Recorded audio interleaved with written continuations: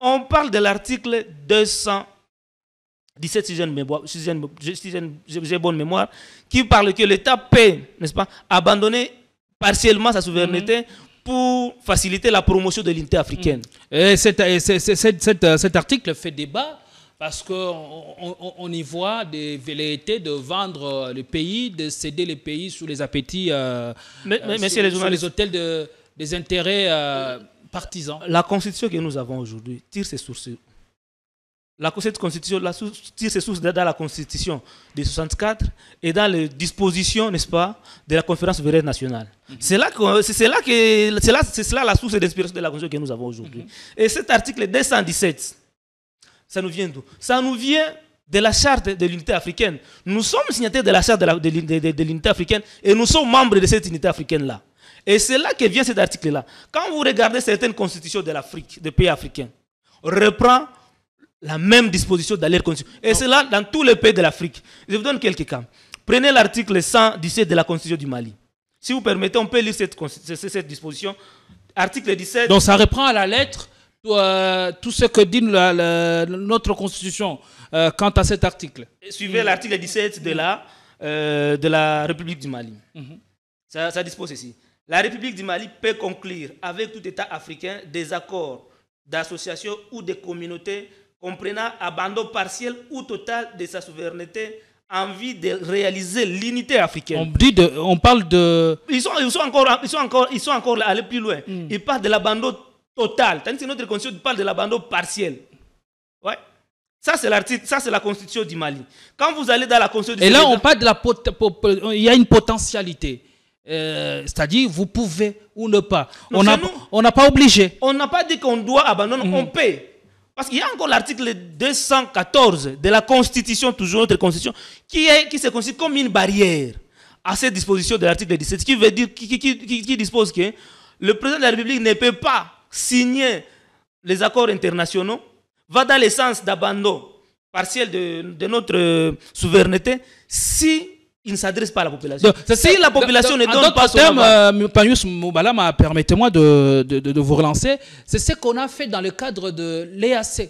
En acceptant les troupes de l'EAC sur notre sol, on était dans cette disposition de la Constitution. On était, donc, une partie de notre souveraineté qui concerne l'armée, on l'a abandonnée pour les forces de l'EAC. Pour une cause bien déterminé. Donc, les forces de l'EAC, y compris les pays qui soutiennent nos agresseurs, dont l'Ouganda, parce que nous avions mis seulement en cause le Rwanda. Vous savez que les contingents ougandais étaient sur notre territoire. Mais on les a fait entrer. Et c'est le gouvernement congolais qui avait accepté cela. Ça, on avait abandonné notre... Et on s'est opposé, parce que la souveraineté nous le permettait, à l'entrée de troupes rwandaises sur notre sol dans le cadre de l'EAC toujours. Voilà, les forces rwandaises, nous les avions refusées, mais les Ougandais et les Kenyans sont entrés. Aliputa, na wax de Maman Moseka, les Tokomaka légende, na 3.5, 4.5, to 5.5 $, signature Yalibela et Tikali, inoubliable, avec le wax de Maman Moseka. Hey, na imprimerie Muzuri, Tobuki va prix ndenge à Kafu Kafu. Poche biso, qualité na moins cher. Imprimez vos bâches na 6 $ ya pamba. Et Suki Wanate, to zappé na ba service locaux là. Broderie industrielle, sérigraphie, offset, impression sur drapeau, tasse, polo, képi, roll-up ordinaire et VIP na prix 10 000. Yoka mon mère, to Buki Peba Extend na 29 $ ya Bambae.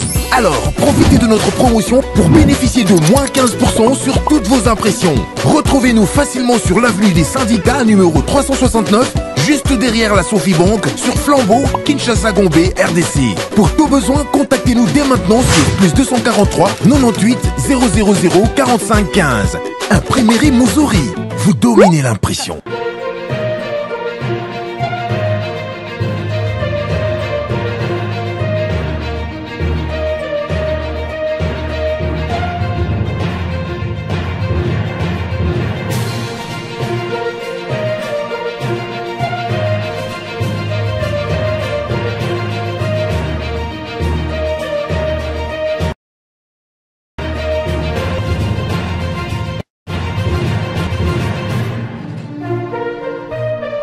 Nous avons le réel plaisir, mesdames et messieurs, chers internautes, d'être encore là ce soir pour vous servir. L'actualité reste dominée par le projet de changement de la Constitution qui est sur table. Chaque force politique essaye de donner sa contribution. Quant à ce, on va revenir sur ça avec la proposition du docteur, le prix Nobel de la paix, Denis Mukwege, qui pense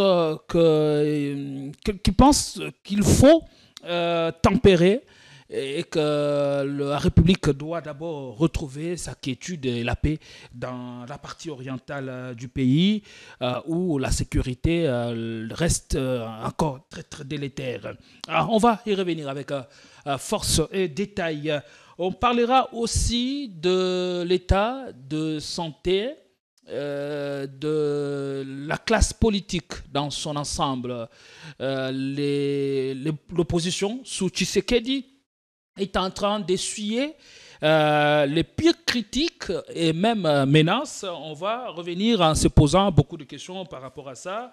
Et donc, c'est avec beaucoup de plaisir que nous nous retrouvons pour vous servir les menus et garnis, vous l'avez sans doute remarqué. Et pour en parler, on a fait venir ce soir quelqu'un que vous n'avez pas revu depuis un mois pratiquement, si je suis fidèle à ma mémoire. Je parle de Marius Moubalama, très proche du docteur Denis Mukwege, qui a fait l'amitié de répondre à notre invitation. Bonjour et merci d'être venu. Oui, bonjour monsieur Gédéon. Merci encore une fois de plus de m'avoir fait confiance en m'invitant sur ce beau plateau de Politicon. Nous espérons que nous allons faire de notre mieux pour être plus objectifs, n'est-ce pas, dans nos analyses, pour éclairer la lanterne de ceux qui seront en train de nous suivre. Je voudrais noter ici qu'au-delà d'être un carrefour politique, ce plateau, ça doit être aussi un plateau pédagogique, n'est-ce pas, un plateau pédagogique pour éclairer toujours les gens qui sont en train de nous suivre, parce que ce plateau est très suivi par les étudiants qui sont en cours de formation, qui doivent savoir comment est-ce que les choses sont en train d'évoluer au pays, comparativement, n'est-ce pas, à ce qu'ils apprennent à l'université, parce que nous sommes déjà dans la pratique, et nous devons aussi vraiment participer à cette exigence-là pédagogique pour éclairer. Parce que beaucoup sont en train d'aller dans les déviations à ce qui concerne la Constitution, la révision de la Constitution.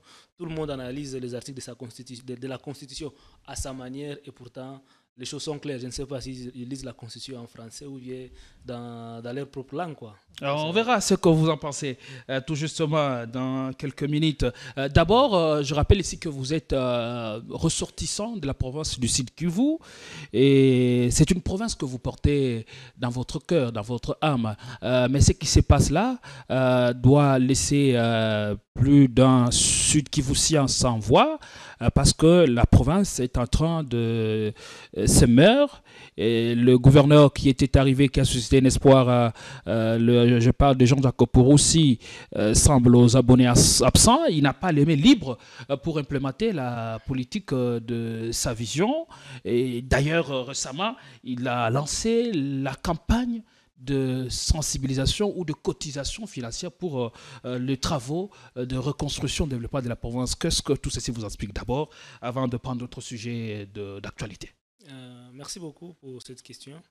Comme vous l'avez dit, la province de Sud Kivu, c'est cette province-là qui nous avait vu naître, la province dans laquelle nous avions grandi. Nous connaissons les réalités de à laquelle vous êtes resté attaché. À laquelle nous sommes attachés et qui constitue notre base naturelle.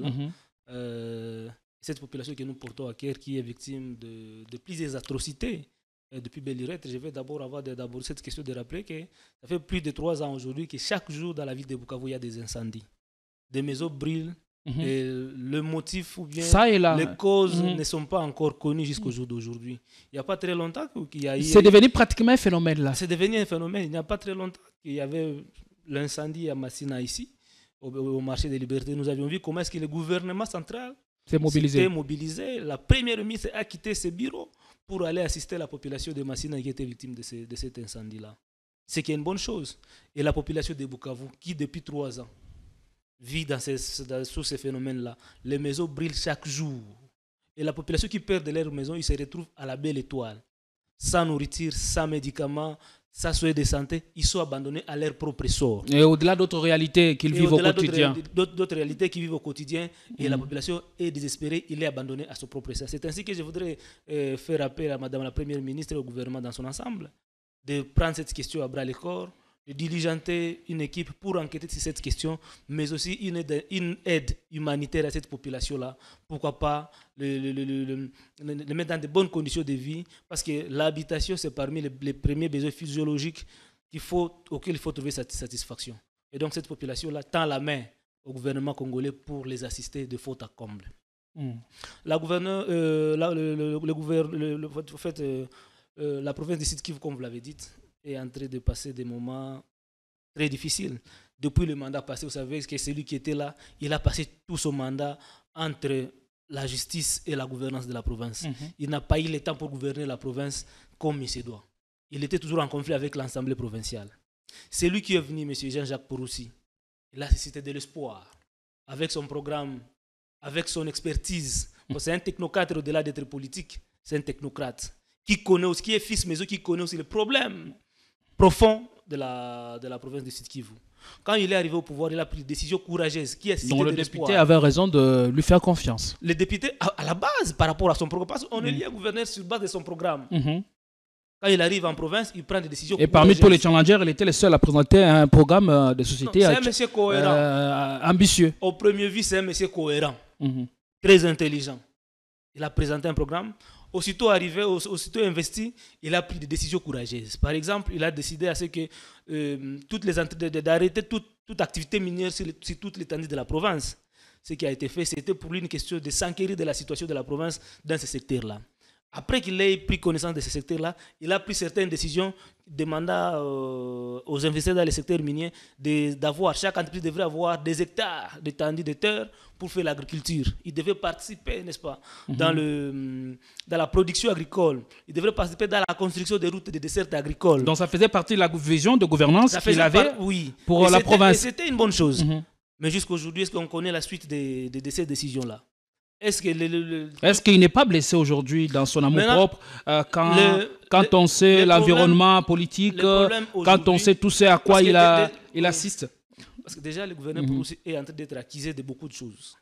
Il serait accusé, n'est-ce pas, d'avoir pris une maison où il paye $200 000 le mois. Parce que sa maison était en réhabilitation, il devait se trouver une autre résidence officielle. La résidence officielle.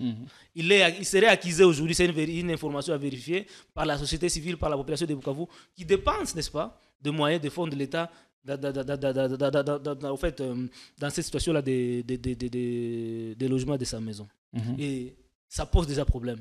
Comment on peut arriver à ce niveau-là de dépenser $200 000 le mois? Mais $200 000, c'est quand même colossal par rapport à ce que la province est en train de mobiliser comme fonds et recettes, puisqu'aujourd'hui, la province ne sait même pas avoir de ressources propres pour financer les travaux et le recours à la population. Mais cet argent peut servir, peut aider. Il se pose déjà à la base le problème de rétrocession. Il se pose un problème de récolte, n'est-ce pas, des recettes de l'État dans toutes les provinces, n'est-ce pas? Et il y a ces dépenses-là qui est engagée par le gouvernement provincial. Et aujourd'hui, c'est cet appel qu'on lance, n'est-ce pas, à la population kivusienne de participer au développement de la province. C'est une confusion. D'un côté, vous dépensez beaucoup d'argent comme ça. De l'autre côté, vous faites appel à la population pour participer au développement de la province. Ça laisse à désirer. Mais c'est ce que fait la population depuis toujours, à travers le paiement de taxes et impôts. Là, c'est particulier parce qu'il y a même des numéros de comptes qui sont donnés par lesquels la population peut aller déposer de l'argent. Et c'est une bonne chose. Mais la situation actuelle, est-ce que ça le permet? Et ça le permet. C'est compliqué pour la province de Sud-Kivu. Et j'ai comme l'impression que le monsieur est étouffé par le politique, par sa famille politique. Mais ici, on a l'impression que, évidemment, la gouvernance risque d'être estompée par la politique. Parce que là, il vient d'un mouvement politique auquel il doit allégeance et redevabilité. Là, il ne sait pas quoi faire, quoi que ce soit, sans dépendre de ceux qui l'ont porté à la tête de cette province. Parlant de sa famille politique, l'AFDCA, il nomme les membres de son cabinet. L'AFDC est implanté sur toute l'étendue de la province. Mais on retrouve au moins 80% de son village seulement dans son cabinet. Et ça crée un problème de cohésion sociale dans la ville de Bukavu. C'est tout le monde qui parle de ces phénomènes-là. On dirait que seulement son village qui est dans la province. Il devrait être ouvert. Parce que son parti politique, son regroupement politique est représenté partout. Je pouvais même comprendre que ce soit seulement les membres de son parti politique qui soient nommés, mais que ça se retrouve dans tous les territoires de la province. La province décide qu'il va avoir plusieurs territoires et on ne devrait pas seulement s'atteler à un seul village pour nommer le membre du cabinet. Ça devrait être représentatif. Et tous ces éléments-là, ça commence à tirer vers le bas. Est-ce que c'est lui qui décide de tout ça ou c'est lui le gouverneur, c'est lui à qui la population, à travers les députés provinciaux, on fait confiance et donc il doit s'assumer. C'est lui qui était là. S'assumer, vous faites allusion à quoi? Prendre des décisions courageuses dans le sens de travailler pour le bien-être de la population. Parce que ce qui se passe aujourd'hui ne va pas dans le sens de travail. Mais là, on remarque qu'il n'a pas le mail libre pour travailler. Il doit maintenant chercher à se délier. C'est lui qui a la signature. Et si ça ne va pas, que d'entacher sa personnalité, son image. S'affranchir du clan Bahati. Pourquoi pas? Pour l'intérêt général de la population. Parce qu'on ne devrait pas toujours être asphyxié par le politique. Il est là pour le bien-être de la province. J'ai dit que la province qui vous dira le mandat passé a traversé des moments très difficiles avec le gouverneur qui était là parce qu'il devrait toujours se justifier à la justice et à l'Assemblée provinciale. Et le gouverneur qui était là s'était affranchi à un moment donné des débats, il est allé se réfugier à l'UDPS. Et nous sommes en train de nous retrouver encore dans la même situation. Alors on peut dire par là que l'AFDC n'est pas en train de rendre le bon service à la province. C'était encore lui, le mandat passé, et aujourd'hui c'est encore lui. Et comment expliquer que le Nord Kivu qui a été ravagé par le volcan et aussi par d'autres catastrophes naturelles, aujourd'hui c'est beaucoup plus développé par rapport à la province du Sud Kivu, qui était en pole position il y a quelques années par rapport au Nord Kivu. Tout ceci est expliqué par quoi selon vous? Il y a beaucoup de réalités qu'il faudra peut-être comprendre pourquoi est-ce que la province du Nord Kivu avance après l'élan que la province du Sud Kivu. Vous savez, la société civile de Bukavu n'est pas facile. C'est l'une des sociétés civiles très actives au pays. Et il est sensible à tout ce qui est comme gouvernance. Ouais. Il suffit seulement que vous allez à l'encontre ou bien à côté de l'intérêt général.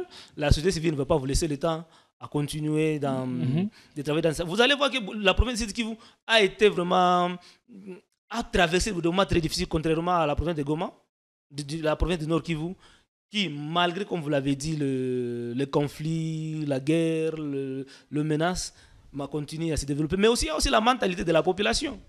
La population du Nord Kivu, c'est une population qui est, je dirais, cohérente et bosseur sur le plan commercial. La population du Nord Kivu, ils ont commencé le commerce. Ils sont très résilients. Ils sont très résilients et organisés.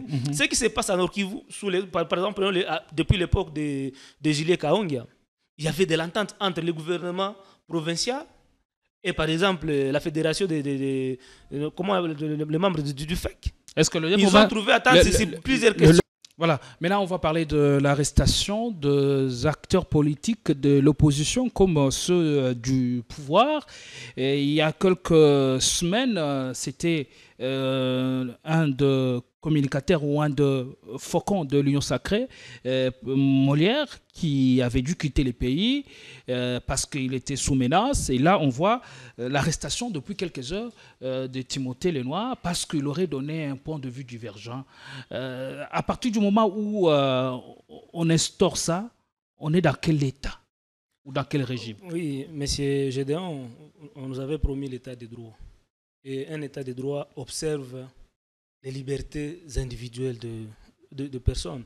La liberté d'expression et d'opinion est consacrée dans la Constitution. Il est vrai que je peux tenir des propos à la d'allégeance de vous choquer sur un média quelconque, mais vous avez le droit de revenir sur cette même chaîne-là, apporter votre droit de réponse. Sur le même plateau. Sur le même plateau.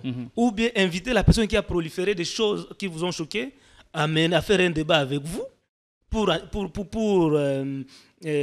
Rétablir la vérité. Rétablir la vérité auprès de la même audience. Allez toujours dans ce sens-là de faire arrêter les gens parce qu'ils ont tenu des propos qui ne vous avez pas plu, ne va pas dans le sens de construire notre démocratie. Notre pays venait à peine d'être élu comme membre du Conseil de l'ONU des droits de l'homme. Pour moi, c'est une bonne chose, mais ça met notre pays devant ses responsabilités. Il doit être exemplaire, notre pays doit être exemplaire dans le respect des droits de l'homme. Ouais. Travailler davantage sur cette question. Travailler davantage pour mettre les Congolais à l'aise dans leurs droits. Et cela touche plusieurs aspects de la vie sociale dans notre pays. C'est une façon de museler les gens.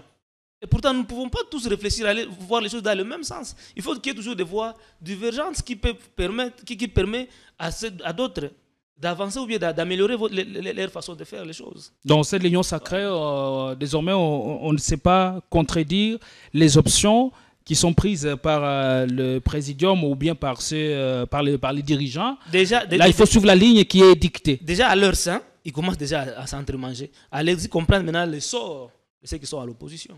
C'est très grave. Monsieur Timothée, je le connaissais comme fervent défenseur de Vital Kamerhe, membre de premier rang au sein de l'UNC. Il s'était même autoproclamé comme parmi les meilleurs conseillers. Le conseil de Vital Kamerhe, comme lorsqu'il était ministre de l'économie. Aujourd'hui, qu'est-ce qui ne va pas entre lui et sa famille politique? Les raisons pour lesquelles il est arrêté ne sont pas encore élucidées, mais on soupçonnerait la main derrière cette arrestation du clan Kamerhe. C'est ça que je suis en train de dire ici. Lui, il était meilleur défenseur de son parti, de l'UNC. Aujourd'hui, c'est quoi le problème entre lui et son parti? S'il a eu des propos qui vont dans les sens de choquer l'UNC, pourquoi l'UNC n'est pas revenu sur le même plateau, il a tenu les mêmes propos pour se défendre? Avec le droit de réponse, il pouvait avoir cet aspect-là. Recourir toujours à la justice pour régler les différends entre acteurs politiques, ça tire vers le bas notre pays et surtout sur le côté aspect droit de l'homme. Après, on doit avancer. Après tout, on doit être licite en acceptant le critique parce que ceux qui sont au pouvoir apparemment, ils ne sont pas en train d'accepter le critique d'ici et là. Et après, Timothée Luno est représenté comme cette horde qui travaillerait en accord avec le régime de Kigali. Vous pensez que c'est tout ceci qui lui attire tous les ennuis, tous les démêlés, son état d'esprit, son indépendance, la liberté de penser? Non, je ne veux pas aborder cette question parce que je n'ai pas suivi ce que Timothée a fait. Je ne sais pas le problème qu'il a dans sa famille. C'est lui qui a dit ça, c'est le député Zakari Bababassou. Je ne sais pas sur base de quoi le député Zakari Bababassou a tenu ses propos. Quand peut-être, s'il en a de preuves, il peut le présenter. Je ne serai pas jugé par rapport à ce que l'honorable Zakari Bababassou vous voyez qu'il était dans son show habituel. C'est ça, Bababassou, il accuse déjà à tort et à travers. Il faut en avoir le preuve pour confirmer la thèse que Bababassou a avancée. L'état de droit en République démocratique du Congo se porte bien? L'état de droit est en danger en République démocratique du Congo sur tout le plan. Aujourd'hui, nous sommes en train d'assister à une justice des plus forts. Le fort qui piétine sur le faible à travers la même justice. Et pourtant, il nous avait été promis dès le début l'état de droit. Aujourd'hui, ce n'est pas le cas. Les défenseurs des droits de l'homme, ils sont arrêtés ici et là. Les acteurs politiques de l'opposition, ils sont arrêtés à tout moment. Il suffit seulement d'aller dans le sens de critiquer profondément ceux qui gouvernent. Demain, c'est la convocation, demain, c'est l'arrestation. Et du coup, ça va dans le sens de museler la classe politique. Et là où ça dérange un tout petit peu, c'est que le raison ou le motif pour lequel ils sont arrêtés, c'est des motifs un peu bénins. Je fais allusion au cas de Seth Kikuni qui a été arrêté pour des propos qui seraient sortis de son contexte. On dit qu'il incitait la population katangaise à la rébellion. Les cas sont légion. Tout ceci nous amène vers une justice ou vers un pouvoir qui veut s'affirmer davantage. Nous avons beaucoup de défis à relever dans notre pays, même dans le cas de la justice. Il y a nos compatriotes congolais qui sont tués ici et là, n'est-ce pas? Qu'est-ce qu'on fait pour rétablir tous ces gens-là dans leurs droits? Pourquoi seulement ceux qui vont dans le sens, n'est-ce pas, contraire du pouvoir, ceux qui ne participent pas au pouvoir, semblent être plus dangereux que ceux qui tuent les Congolais le jour au lendemain? Ouais. réfléchir divergemment du pouvoir, c'est une façon aussi d'aider les pouvoirs à rectifier les tirs là où ça ne va pas. Parce que ceux qui accompagnent le pouvoir, ceux qui sont membres de l'Union sacrée, ils ne disent pas la vérité à ceux qui gouvernent. C'est même ça le sens de la démocratie. Ils chantent à la gloire de ceux qui sont là, juste pour avoir de miettes. Mais la vérité, ils ne savent pas leur dire ça en face. Mais ceux qui ne participent pas au pouvoir, on se courage de dire ce qui ne va pas au pays. N'est-ce pas? C'est comme ça, on pouvait d'abord considérer l'opposition comme un bureau d'études du pouvoir pour corriger les imperfections de leurs actions. Malheureusement, la solution pour eux, c'est de jeter en prison, de violer les droits de l'homme. Et voilà ce qui salit l'image de notre pays au niveau international. C'est cela aussi le problème. Vous dites que c'est l'esprit qui caractérise le membre de l'Union sacrée et que même au sein de cette majorité obeuse, le voix ne semble pas émettre sous la même longueur d'onde. Donc, on peut être membre de l'Union sacrée et ne pas dire un certain nombre de choses ou de vérités au risque d'être considéré comme ennemi de la République ou ennemi du pouvoir. Vous savez, l'Union sacrée est constituée de gens qui n'ont pas pour intérêt l'homme au centre de leurs actions. Ils sont là pour des intérêts personnels. Nous savons comment est-ce que l'Union sacrée a été constituée. Ouais. Et du coup, ils sont là dans la frustration, mais ils acceptent quand même d'être toujours là parce que leurs propres intérêts égoïstes sont protégés. Et du coup, l'intérêt général de la population, ils s'en foutent. Et voilà la conséquence là où nous en sommes. Voilà la conséquence là où nous en sommes. On a une catégorie d'acteurs politiques ou d'hommes qui ne savent pas s'assumer. Ils sont là, la majorité ne savent pas s'assumer. La majorité sont en contradiction avec ce qui se passe au pays, mais ils ne savent pas s'exprimer. Ils sont là, ils sont nommés, ils bénéficient, n'est-ce pas, de tous les avantages que le pays leur donne, mais ils ne partagent pas leur propre politique. Et ceux qui ont le courage de dénoncer ce qui se passe, ce sont ces gens-là qu'on jette à prison. Et parlons de 100 premiers jours du gouvernement souminois. Les critiques vont dans tous les sens. Cette équipe sur qui Tshisekedi a fondé Espoir semble passer complètement à côté de la plaque. On va prendre, avant d'aller plus loin, cette intervention du député Godem Poyi, qui est revenu sur un certain nombre de questions en fustigeant également l'inefficacité du gouvernement suminois dans la capacité d'accorder pain et paix aux Congolais. Ensuite, on revient ici. Je suis toujours dans le document B parce il accompagne la loi rectificative. Je suis à la page 13.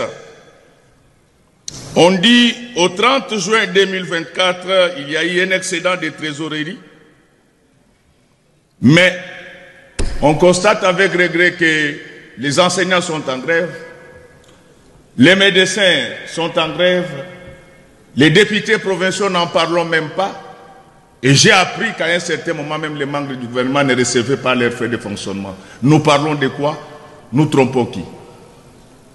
Avant de continuer, je voulais rappeler aux membres du gouvernement ici présents qu'aucune magie, qu'aucune prière n'envoûte un peuple affamé. Le roi David en a fait l'expérience parce que le jour de l'entrée dans le temple, il a dû consommer les pains qui étaient réservé aux sacrificateurs, tout simplement parce qu'il avait faim. Honorable Président, je sollicite votre autorisation pour que par moment que je puisse glisser en lingala. Pour que nous puissions consommer quoi? Juste pour glisser en lingala. Ah d'accord, je croyais que vous sollicitez. Voilà. Mon autorisation donc, pour consommer. J'informe mon salaire, les membres de notre gouvernement que pendant que vous l'avez vomi avec du champagne, la population congolaise manque de tout. Et je vous informe que si vous ne régularisez pas la paye des agents de l'État, je serai le premier à initier une motion de censure contre ce gouvernement. Nous ne sommes pas les enfants avec lesquels vous pouvez jouer pendant que vous roulez carrosse. Votre patrimoine immobilier, nous les connaissons. Ah. Vous êtes toujours dans la loi rectificative. Je suis là. Et donc, je voulais dire ici qu'on ne peut pas parler de l'excédent de trésorerie pendant qu'il y a des gens qui ne sont pas encore payés. Cette vidéo, l'intervention du député Godé Pouy, qu'est-ce que vous en pensez? Le pays est au bord du précipice ou c'est un État en faillite? Oui, en fait, nous avons un problème sérieux. Et quand vous analysez les discours qui nous viennent de l'Union sacrée, par moments, ça donne espoir, mais dans la pratique, ça déçoit. À l'Union sacrée, on nous avait dit, avant que le gouvernement soumis à sa nommé, qu'on allait nous donner au pays un gouvernement qui va nous éviter, n'est-ce pas, les erreurs du passé. Mais en voyant seulement la façon dont le gouvernement a été constitué, c'est avec les mêmes acteurs de l'échec du passé qu'on a constitué le nouveau gouvernement, y compris la première ministre elle-même, parce qu'elle était au plan. Quand vous analysez peut-être cette fois-ci, ils sont dans une nouvelle dynamique. Quand vous analysez le passage de Mme Soumina au ministère du Plan, il n'y a pas de résultat palpable. Il faut analyser le PDL 145 territoires, c'est avec elle au ministère du Plan. Pour quel résultat aujourd'hui? Pour quel résultat aujourd'hui? Ça laisse à désirer. Oui, monsieur. Regardez toutes les mesures prises par le gouvernement aujourd'hui. Ça ne donne pas les résultats, bien entendu. Prenons le cas du ministère de l'économie. La décision qu'on a prise de baisser les taxes sur le prix des denrées alimentaires de première nécessité. C'est une décision à court terme. Quel impact à ce jour? Quel impact? Voilà, c'est ça la question. C'est une mesure à court terme, mais qui va dans le sens de mettre en danger nos industries locales. Je vous donne un exemple. Quand on baisse les taxes sur les sucres, par exemple, ça veut dire qu'on nous incite, nous, Congolais, à consommer plus le sucre qui vient de l'extérieur. Dans l'entretemps, nous avons Kouilungongo ici au pays qui va chuter. Parce qu'ils ont la production, mais qui ne sera pas demandée. Nous avons la sécurité d'équilibre, dont on n'arrive pas à relever. Ouais. Et quand vous allez dans le Nord Kivu, il y a la viande. On peut produire suffisamment la viande pour nourrir toute la République. Mais qu'est-ce qu'on fait de la production locale? Rien. On nous incite à consommer, à importer plus et à consommer les produits venant de l'extérieur. Ça veut dire que notre consommation locale ici crée de l'emploi ailleurs. Et c'est un danger pour une économie qui veut bien se construire. La baisse du prix du pétrole à la pompe. Mais aujourd'hui, à Kinshasa, il est difficile de s'en procurer en carburant. Il y a arrêté de produits pétroliers. De produits pétroliers. Ça, c'est un problème. Vous êtes sans ignorer qu'il n'y a pas très longtemps, nous avions connu une crise de pétrole à Kinshasa. On a fait près d'une semaine, il n'y avait pas de carburant. Mais cette baisse est justifiée par la chute du baril à travers le monde et il faut un peu dissocier des efforts que fait le gouvernement, même si on peut bien vouloir sauter sur ça. Il y a une dynamique interne qu'on devrait nous expliquer. Qu'est-ce que le gouvernement a réellement fait pour qu'il y ait chute du baisse parce que nous savons, ce n'est pas un secret, que sur le prix du carburant, il y a une subvention de l'État, que l'État paye, n'est-ce pas, aux pétroliers pour que le prix à la pompe soit accessible à toutes les bourses. Mais précédemment, le gouvernement congolais a atteint une dette très élevée de pétroliers, ce qui a fait que les pétroliers puissent bloquer leurs vannes. Et du coup, sur le marché, il n'y avait pas le pétrole. Et ça a créé une crise. Et lorsque le gouvernement a tenté de décanter cette situation-là, le prix du pétrole a galopé. Le risque est qu'aujourd'hui, qu'il y ait rareté encore du produit pétrolier, et lorsqu'on va chercher encore à régler la situation, que le prix encore monte, encore qu'il y ait encore hausse de prix. Et ça, c'est encore un problème très sérieux. Donc, on cherche à résoudre des questions sérieuses sans stratégie. Et ce discours, enfin, qu'est-ce que ça vous inspire? C'est enfin un réveil du Parlement qui veut prendre des questions sérieuses et soumettre ça au gouvernement pour que le peuple retrouve son compte, finalement. Vous savez, cette Assemblée nationale, nous savons comment est-ce que ça a été constitué. Vous voyez? L'élection de ces députés a été contestée par beaucoup de Congolais. On ne peut pas rien attendre de grand de cette Assemblée ici. Tout ce que le gouvernement, les ministres et les membres du gouvernement viendront faire seront acceptés par le gouvernement. Aucun ministre ne sera pas interpellé de façon sérieuse par l'Assemblée nationale. Parce que là, le député Godin Pouy a promis que si rien n'est fait, dans le plus bref délai, janvier peut-être c'est loin, il va initier une motion de censure contre le gouvernement. Ce sont des menaces éphémères de Godin Pouy, parce que ça n'aura pas d'impact. Il faut être sérieux. Aux personnes de l'Assemblée nationale, ce n'est pas pour le populisme, mais non. Il faut aborder des questions sérieuses. Il faut aborder des questions sérieuses et trouver des solutions durables aux problèmes des Congolais. Parce que le pays est en faillite, même si vous n'avez pas répondu à la question. Est-ce qu'au bord du précipice ou en faillite, hein, avec les tableaux qui est peint par plus d'un Congolais? Le gouvernement ici de Mme Souminoua n'a pas rencontré les besoins de la population. Je l'ai suivi lors de sa sortie médiatique. On lui avait demandé, parce qu'il avait promis que durant son mandat, il va créer plus de 6 millions d'emplois. Sa réponse est que jusqu'au jour d'aujourd'hui, 100 jours après son investiture, il n'a pas de statistiques par rapport aux travaux, par rapport à l'emploi créé au pays. Et comment savoir ce qui est fait à telle période ou à telle période? Mais c'est lui qui a tous les services. C'est lui qui a tous les services. Le ministère du Plan est là pour lui donner des statistiques. Mais il ne sait pas comment ça évolue. C'est ce qu'il lui-même avait dit. Et ça, c'est un problème. C'est pour dire que le gouvernement il a déjà échoué. À 3 mois de son investiture, il n'y a pas de résultat. Et ça, c'est très dangereux pour la population congolaise. Merci beaucoup, Marius Moubalama. Nous allons continuer en prenant un dossier assez sensible. La question de révision du changement de la Constitution. Qu'en pense le docteur Denis Mukwege? C'est avec vous qu'on abordera avec beaucoup de détails cette question. Mais avant d'aller plus loin, on va avec la complicité de la réalisation prendre la page publicitaire. On revient ici pour continuer l'émission en abordant d'autres aspects de la question.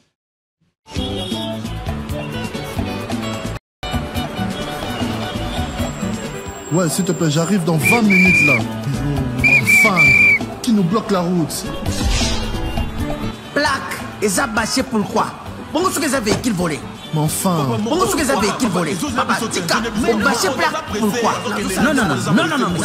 Non, ça me sera. Papa. Boya boy, excellence au binga. Dans les services, yozo buskilingai, tokomona. Mes respects, son excellence. Monsieur, c'est quoi le problème? Vous savez à qui vous parlez? J'ai une réunion très importante avec les bailleurs de fonds. Au bâché plaque, et c'est interdit. Naka golongola yango. Oh, papa, tika baso.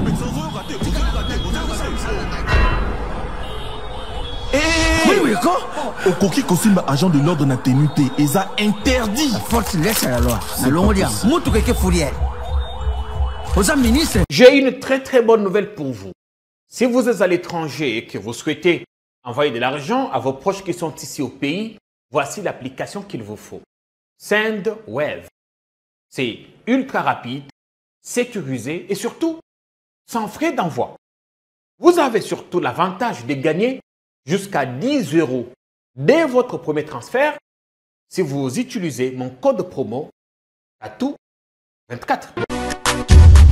Hey, na imprimerie Muzuri, Tobuki ba prix na ndenge ya kafu. Poche biso qualité na moins cher. Imprimez vos bâches na 6 $ ya pamba. Et souki wanate, tozape na ba service locaux là. Broderie industrielle, sérigraphie, offset, impression sur drapeau, tasse, polo, képi, roll-up ordinaire et VIP na prix 10 000. Yoka mwana mère, Tobuki peba extend na 29 $ ya Bambae. Alors, profitez de notre promotion pour bénéficier de moins 15% sur toutes vos impressions. Retrouvez-nous facilement sur l'avenue des Syndicats numéro 369, juste derrière la Sophie Bank, sur Flambeau, Kinshasa Gombe, RDC. Pour tout besoin, contactez-nous dès maintenant sur +243 98 000 45 15. Imprimerie Muzuri, vous dominez l'impression. Voilà, les débats fait rage en République démocratique du Congo. La question sur la révision de la Constitution, le débat qui a été lancé par le parti présidentiel, l'UDPS, mais au sein de l'agora politique congolaise, le voix s'élève pour fustiger le manque d'opportunité de cette question. Mais il y a un qui n'a pas encore parlé depuis le début. C'est le docteur Mukwege, l'une des figures de proue de la classe politique congolaise, candidat à la dernière présidentielle de 2023, Marius Moubalama. Oui. Le docteur Mukwege est-il favorable ou non à la révision de la Constitution?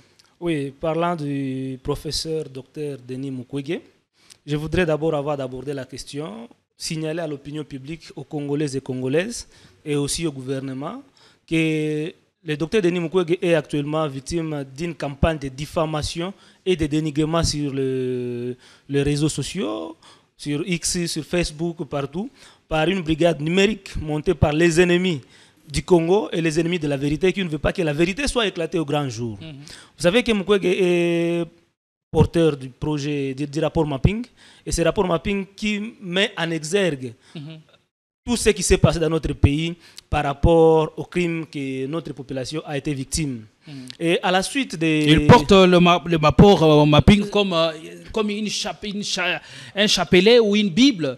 Et la solution passe par là parce que c'est là qu'on retrouvera la justice transitionnelle dont il a toujours fait mention. Oui, comme je disais, Dr Denis Mukwege aujourd'hui, il est victime de ces diffamations. Après avoir apporté soutien, n'est-ce pas, aux valeureux fils de l'Afrique, M. Charles Onana. Vous savez que Charles Onana qui a un procès contre un procès contre certaines organisations, n'est-ce pas, proches du pouvoir de Kigali, par rapport à son livre, à plusieurs livres qu'il a écrits, Congo, de la communauté internationale. Il veut mettre la vérité au clair. Qu'est-ce qui s'est passé réellement au Congo? Mais cette brigade-là, montée contre Dr Denis Mukwege, cherche à l'accuser de négationniste. Pourquoi? Voilà. Pour eux, Denis Mukwege dérange. Denis Mukwege dérange parce que la voix de Denis Mukwege sonne dans leurs oreilles comme un coup de tonnerre. Ouais? Et pour eux, Mukwege, c'est une voix qu'il faut museler. Parce que dans les rapports mapping, beaucoup d'acteurs rwandais sont cités là-dedans. Et vous êtes sans oublier que le président rwandais même avait attaqué directement Dr Denis Mukwege. C'est France 24. Et récemment, il y a James Kabare aussi qui a cité Dr Denis Mukwege dans ses propos. Donc, Mukwege, c'est une menace pour leurs intérêts. Pour eux, ils considèrent Mukwege comme une menace pour leurs intérêts. Alors, la question qu'on se pose, pourquoi eux qui se disent être victimes ne veulent pas que la vérité soit connue par rapport à ce qui s'était fait en République démocratique du Congo? Pourquoi les rapports mapping que Dr Mukwege porte peut-il les gêner? Ouais, c'est ainsi que nous, Congolais, nous devons maintenant prendre conscience et soutenir et défendre Denis Mukwege. Quand c'est le président rwandais qui accuse Denis Mukwege, je crois aussi le président de notre pays devrait aussi prendre courage et défendre le digne fils du pays. Parce qu'il est la seule voix aujourd'hui qui est audible à la communauté internationale pour la RDC. Et on doit les soutenir. On peut utiliser cette voix à bon escient. On peut utiliser cette voix-là pour faire attendre. Perforer les cercles du pouvoir à l'international. Donc, c'est vraiment aberrant que le docteur Denis Mukwege soit vilipendé sur les réseaux sociaux et que les Congolais ne puissent pas réagir. Donc, Mukwege est dans le schéma du soutien à la démarche entreprise par le franco-camerounais Charles Onana sur la vérité de tout ce qui s'est passé au Congo. Denis Mukwege se bat pour que la vérité soit connue à travers la justice traditionnelle. Et par cette justice-là, le gouvernement congolais peut écrire, n'est-ce pas, au Conseil de sécurité des Nations Unies pour que le tribunal pénal international soit établi en République démocratique du Congo. Chose qui n'est pas encore faite jusqu'à ce jour ici. Parce qu'à travers la justice traditionnelle, on commence d'abord par chercher... Pourquoi ça bat de elle? Ça, c'est la question qu'il faut poser au gouvernement. Parce que Dr Denis Mukwege mène son combat en tant qu'acteur de la société civile. Et c'est au gouvernement congolais d'écrire au Conseil de sécurité des Nations Unies pour que les rapports mapping soient mis en pratique. Et la question qu'on se pose, pourquoi on ne sait pas exploiter ces rapports-là? Parce que ces rapports-là... D'autant plus que ces rapports n'est pas fait par les Congolais. Ce n'est pas fait par les Congolais, c'est les experts des Nations Unies qui ont travaillé. C'est les Nations Unies lui-même qui avaient envoyé ces experts pour répertorier les crimes commis en RDC de 1993 à 2003. Et vous savez qu'il y a eu des femmes, par exemple à Mwenga, à Makobola et partout dans le sud Kivu, qui ont été enterrées vivantes, messieurs les journalistes. Vivantes. Et tous ces gens-là n'ont pas encore été... on n'a jamais construit un mémorial pour... Il n'y a pas de mémorial construit pour cette catégorie de personnes victimes de l'atrocité humaine. Et nous, on est là pour plaider. Alors, venons-en à la question on doit soutenir Dr Denis du changement de la Constitution. Bien sûr, on a noté. Messieurs les journalistes, merci pour la question, mais nous devons comprendre que la question sur la révision constitutionnelle n'est pas un tabou. D'autant plus que la Constitution elle-même prévoit les mécanismes de sa révision. Dans la Constitution, il n'y a... Donc on ne doit pas fétichiser à ce jour les débats. Il n'y a pas un problème. Et je note que ceux qui sont au pouvoir aujourd'hui, c'est de leur droit de vouloir rester au pouvoir le plus longtemps que possible. Parce que ce n'est pas aussi un tabou. Quand vous regardez, en Tanzanie, il y a ce qu'on appelle Chama Cha Mapinduzi, CCM, parti cher à Mwalimu Nyerere, qui est là depuis plus de 60 ans. L'opposition n'a jamais eu le pouvoir. Quand vous regardez en Afrique du Sud, il y a l'ANC de Mandela, qui est là depuis la fin de l'apartheid. Pourquoi pas l'IDPS aussi ne peut pas rester au pouvoir pendant plus longtemps, mais dans le respect des règles établies, sans la violation de la Constitution. Il y a, lors des élections, messieurs les journalistes, le chef de l'État nous avait promis l'unité nationale, la sécurité et la prospérité. La révision de la Constitution n'était pas au rendez-vous. Il est allé au-delà, n'est-ce pas? Pendant son investissement, il nous a parlé de plus d'emplois. Il nous a parlé de plus de pouvoir d'achat. Il nous a parlé de plus de sécurité, la sécurité pour tous, une économie forte et diversifiée. C'est contenu dans ces 6 engagements. Dans les 6 engagements que le président avait pris pour le peuple congolais. Et on n'a pas vu la révision constitutionnelle là-dessus. Et il n'y a aucune disposition de la Constitution qui empêche le pouvoir en place de pouvoir, n'est-ce pas, répondre aux besoins des Congolais. Et si la nécessité se fait sentir maintenant, pourquoi ne pas y aller? Il y a quelques articles, messieurs les journalistes, que le chantre de la révision constitutionnelle sont en train de mettre en exergue. Mais je me demande si ces articles-là sont lus en français. Quelle est la compréhension qu'ils ont de cet article-là? Ils nous parlent de l'article 51, qui veut que la minorité et les vulnérables soient protégés par la Constitution. Mais oui, nous avons des minorités, nous avons des vulnérables au pays. Le cas des Pygmées, ils sont minoritaires. Les peuples autochtones, ils sont minoritaires. Ils sont vulnérables. La Constitution le pays a le droit de les protéger. Il y a des albinos qui sont au pays, qui sont minoritaires, qui doivent être aussi protégés. Qui sont vulnérables. Maintenant, quand on retire cet article-là de la Constitution, qu'est-ce qu'on fait de ces groupes vulnérables-là? On les laisse à la belle étoile, on les laisse à leur propre sort. Ça devient compliqué. On parle de l'article 217, si j'ai bonne mémoire, qui parle que l'État peut, n'est-ce pas, abandonner partiellement sa souveraineté pour faciliter la promotion de l'unité africaine. Et cet article fait débat parce qu'on y voit des velléités de vendre le pays, de céder le pays sous les appétits, sur les autels des intérêts partisans. La constitution que nous avons aujourd'hui tire ses sources. Cette constitution tire ses sources dans la constitution de 64 et dans les dispositions, n'est-ce pas, de la conférence souveraine nationale. C'est là la source d'inspiration de la constitution que nous avons aujourd'hui. Et cet article 217, ça nous vient d'où? Ça nous vient de la charte de l'unité africaine. Nous sommes signataires de la charte de l'unité africaine et nous sommes membres de cette unité africaine-là. Et c'est là que vient cet article-là. Quand vous regardez certaines constitutions de l'Afrique, des pays africains, on reprend la même disposition dans leur constitution. Et c'est là dans tous les pays de l'Afrique. Je vous donne quelques cas. Prenez l'article 117 de la constitution du Mali. Si vous permettez, on peut lire cette disposition. Article 17. Donc ça reprend à la lettre tout ce que dit notre constitution quant à cet article. Suivez l'article 17 de la République du Mali. Ça dispose ici. La République du Mali peut conclure avec tout État africain des accords d'association ou de communauté comprenant abandon partiel ou total de sa souveraineté en vue de réaliser l'unité africaine. On parle de... Ils sont encore allés plus loin. Ils parlent de l'abandon total. Tandis que notre constitution parle de l'abandon partiel. Ouais. Ça, c'est l'article, ça, c'est la constitution du Mali. Quand vous allez dans la constitution... Et là, on parle de il y a une potentialité. C'est-à-dire, vous pouvez ou ne pas. On n'a pas obligé. On n'a pas dit qu'on doit abandonner, on peut. Parce qu'il y a encore l'article 214 de la Constitution, toujours notre Constitution, qui se considère comme une barrière à cette disposition de l'article 17, qui veut dire, qui dispose que le président de la République ne peut pas signer les accords internationaux, va dans le sens d'abandon partiel de notre souveraineté si il ne s'adresse pas à la population. Si la population ne donne pas son aval. Panius Moubalama, permettez-moi de vous relancer. C'est ce qu'on a fait dans le cadre de l'EAC.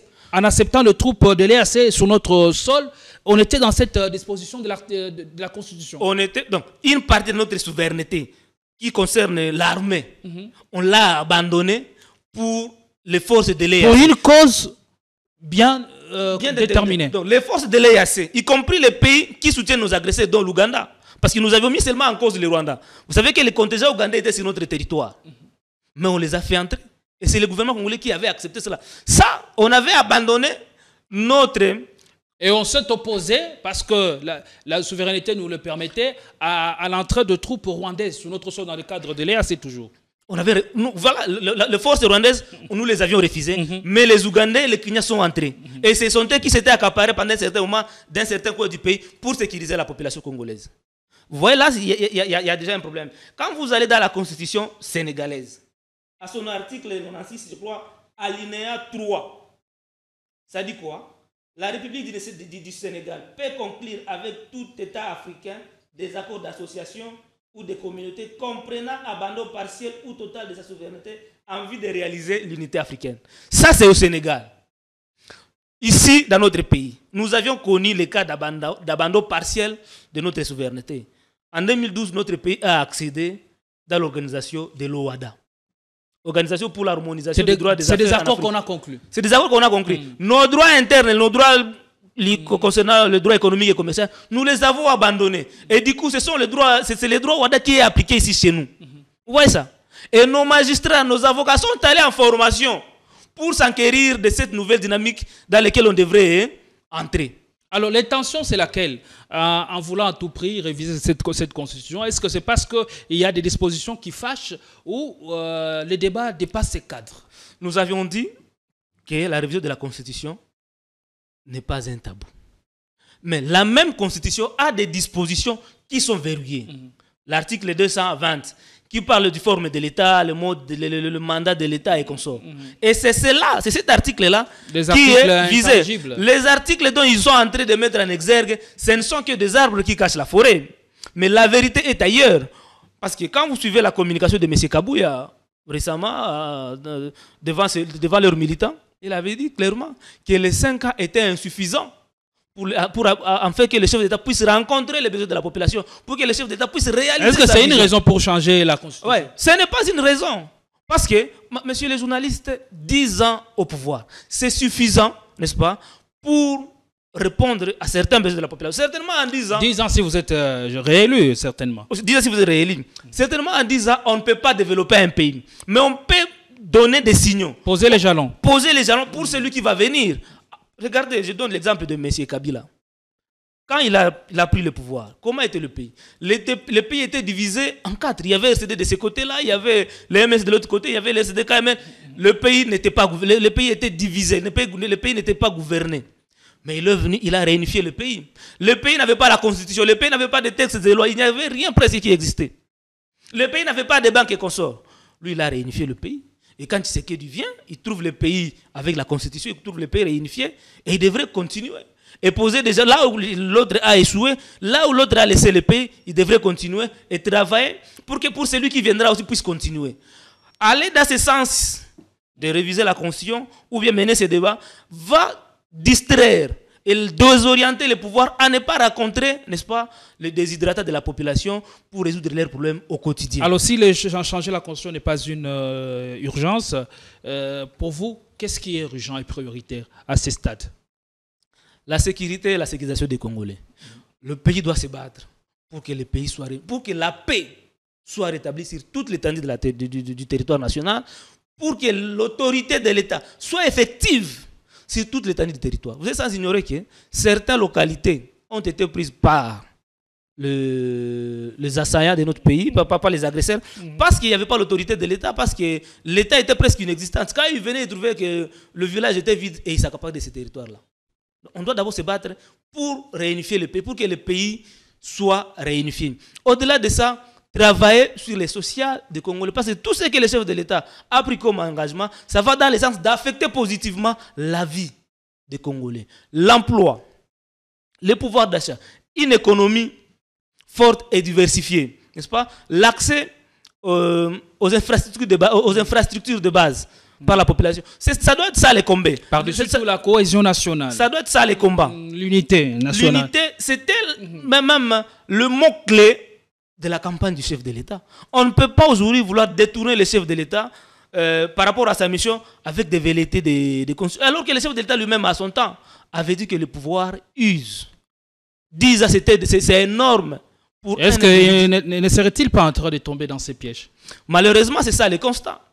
Alors que son parti a le plein droit de rester au pouvoir comme nous l'avions dit. Mais et même on dit qu'ils seront là jusqu'au retour de Jésus-Christ. Je veux bien, c'est de leur droit, mais dans le respect de la Constitution. Parce que la Constitution leur donne droit. Après 10 ans, l'IDPS peut encore présenter notre candidat. On peut prendre par exemple Augustin Kabouya, candidat de l'IDPS. Et si le peuple fait confiance, il peut encore voter pour Kabouya et devenir président. Et 5 ans, il peut encore passer. Donc cette terminaison au pouvoir ne passe pas que par les changements de la Constitution. Ne passe pas par la violation de la Constitution. Machiavélique. Pas nécessairement. Donc si vous travaillez bien, effectivement, c'est ça aussi la condition.